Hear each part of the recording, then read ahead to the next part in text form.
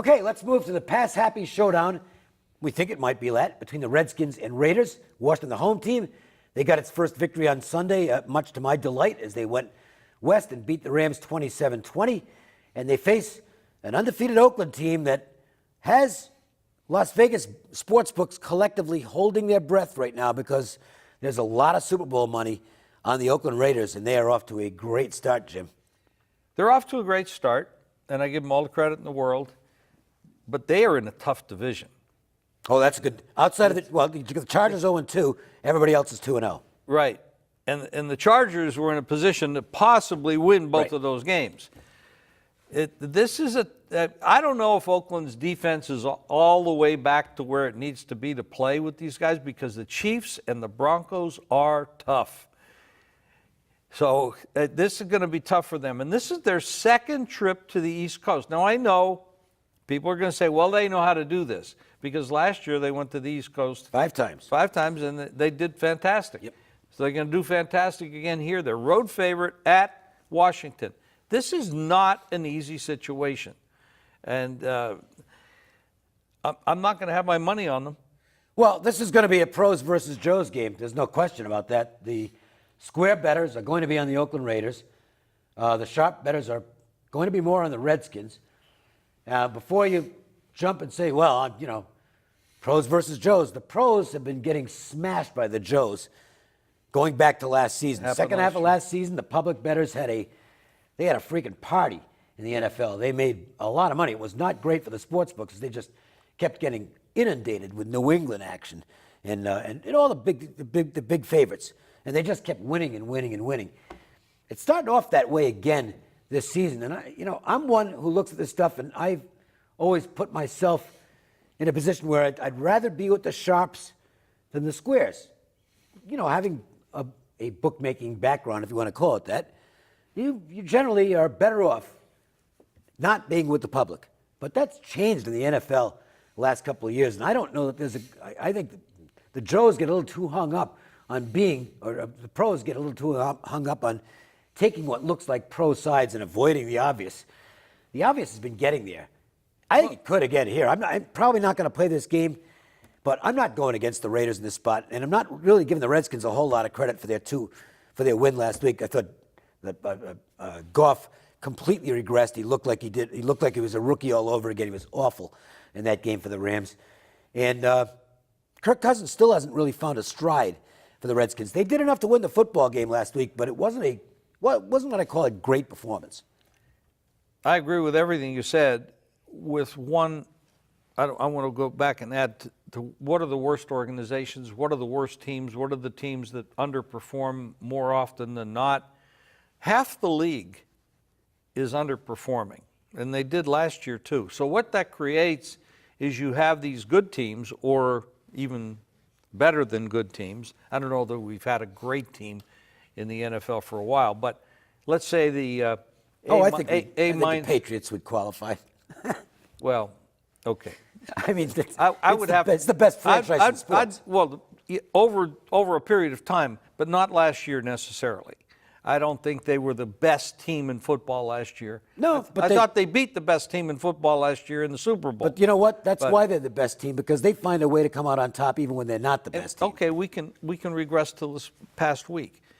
We all know that the Patriots have issues. They've lost some players, key players. Brady's 40 years old. They don't want to get him banged up. So what does Belichick do? This is why he's such a great coach and a great staff. He comes out and he starts to use a fullback. I mean, hello, run the ball, play good defense, have a decent offensive line. Don't hang your quarterback up there at 6 seconds trying to look for a receiver downfield. Dump passes, backs out of the backfield, fullback runs. I mean, keep an extra guy in the block. Hello, this was written years ago. Woody Hayes, I'm not trying to bring back Woody Hayes, but that's smart football. Well, there's more teams. I actually will give the league credit because we're seeing more teams get back to a ground and pound. Well, they have to.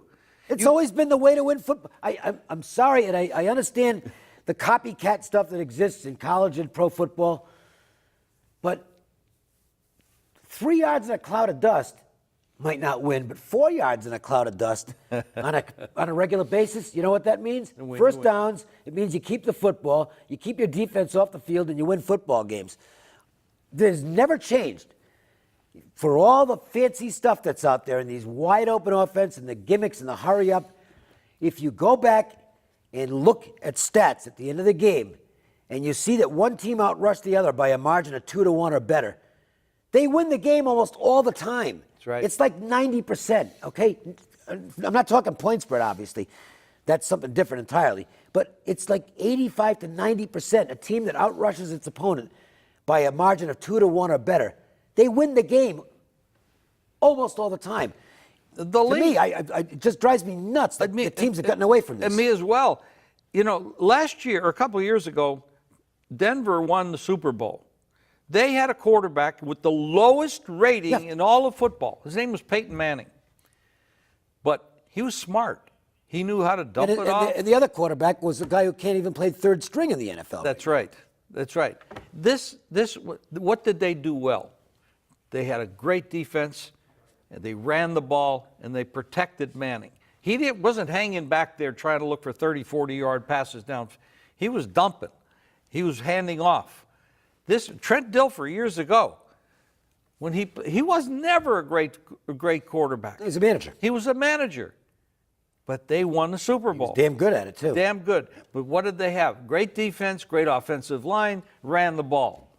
All this stuff, the flash and dash and all that stuff, and that's great. Maybe it sells tickets, maybe it's a more interesting game, but it's not great football. You pick the team that has that good offensive line, runs the ball, manages the game, doesn't turn it over, and forget the 40-yarders. That's great when you get them. And when you bring those linebackers up, they're open. So you got to get back to basics, guys. I've got a Vegas Sports Masters football special. 4 days of plays for just $29, including my first college football game of the year release. That play alone is $99 online at Vegas Sports Masters. Play through the entire weekend with me. Just call Vegas Sports Masters at 855-546-9467. That's 855-JIM-WINS. And my plays are online daily at Vegas Sports Masters as well. I've been telling you about these college football high-end under-the-hat releases for 3 weeks now. Week 1, Notre Dame, 49-16 blowout at Temple. Week 2, Minnesota, underdog that destroys Oregon State, 48-14. Last week, underdog North Texas. They actually were winning the game for a good portion, covered as a big dog at Iowa. That's a perfect 3-0 in these featured plays. If you haven't taken advantage, this will be your last chance. I've got 3 Saturday college football under-the-hat plays, a triple header, I call it a trifecta, a 3-pack for $50 at Vegas Sports Masters. But because you're watching Proline, you can get all 3 for only $15 when you call 888-777-4155 and use the code words under the hat. You want to win? That's what I do. 888-777-4155.